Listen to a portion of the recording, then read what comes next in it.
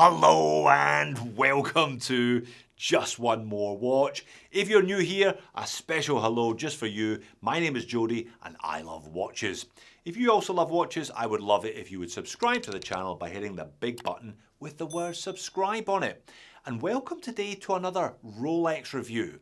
A certain person I know who shall be revealed shortly walked straight into a Rolex AD last month.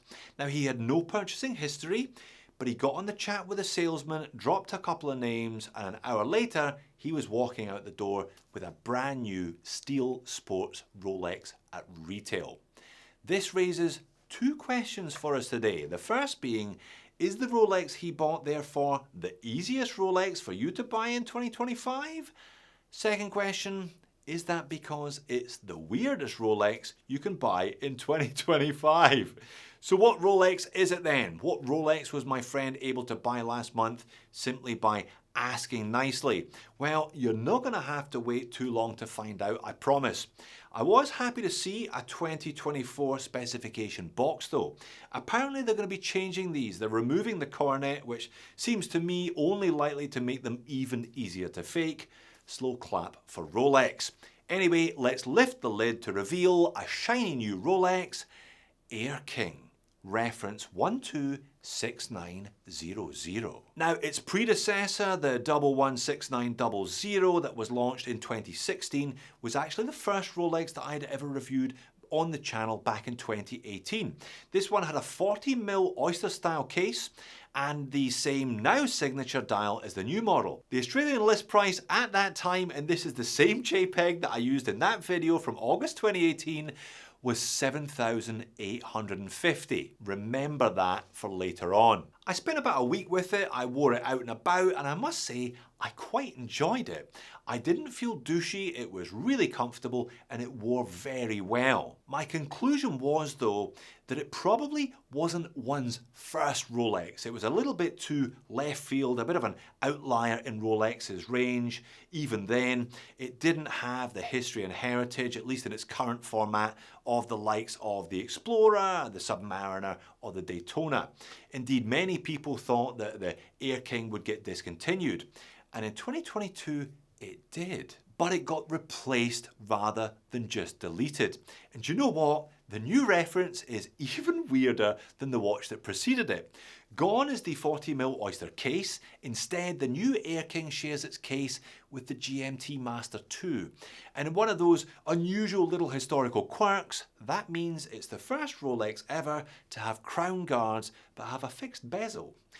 Now, it's obviously not the only watch in the world that has that combination. The Longines Conquest immediately comes to my mind, but it's definitely a little bit weird. Talking of which, that dial from the original also carries over, but this time the numerals at 3, 6 and 9 are now lume filled. There you go, check out the lume video. Rolex uses their own proprietary Chroma-Light lume, meant to be a significant improvement on the Superluminova they used to use. New Air King, definitely better than old Air King in that regard then. The oyster style bracelet also carries over from the old model, as does the short clasp with Easy Link expansion system. So rather than getting multiple options like the bigger glide lock clasp, this one gives you a single 5mm adjustment should you need a little bit of extra room on a hot day, for example. But overall, the dimensions are still pretty similar. It's still 40mm in diameter. It's a thickness of 11.6 with a lug to lug of 47. Lug width, I measure at 21. The bracelet tapers down to 16.5, back up to 18.5 at the clasp. As sized here, weight is 139 grams. Were this my own watch, I would probably add in one more link long term. Crystal is flat sapphire, water resistance is 100 meters, and the movement is a Rolex caliber 3230. Now, I have not told you yet who owns this watch or how much they paid for it.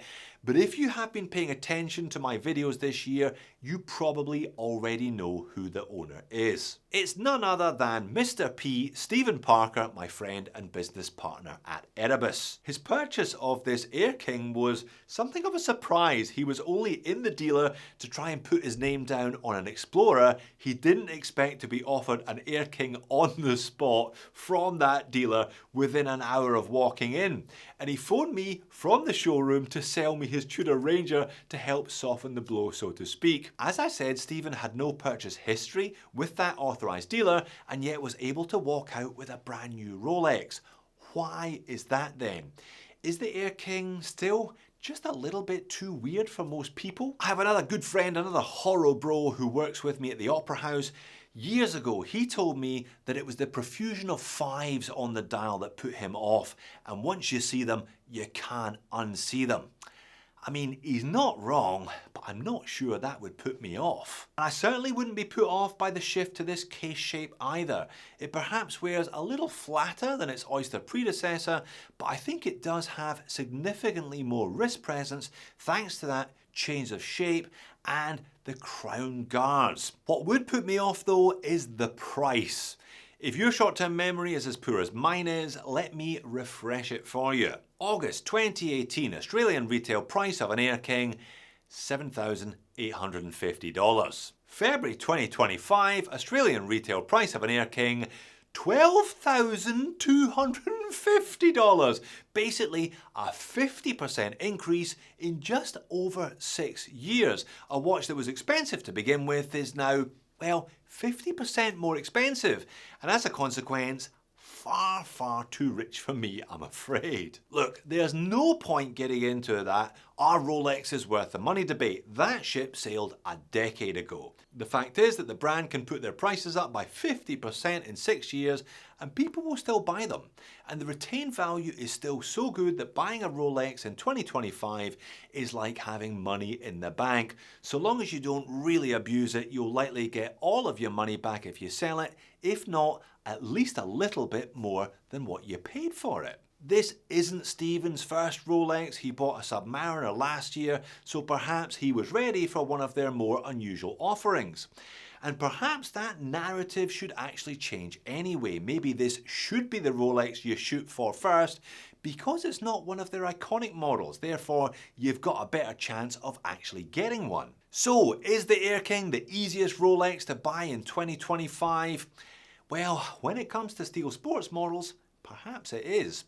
Is that because it's also the weirdest of the steel sports models in Rolex's 2025 catalogue? Well, perhaps that's also true as well. But don't forget, it's actually alright to be a little bit weird. So there you have it. Thanks for making it to the end of the video, and thank you to Stephen for the loan of his Air King. While you're here, why not check out my original review of the 116900 or my review of Stephen's current model no date sub. I'll see you again in the next one.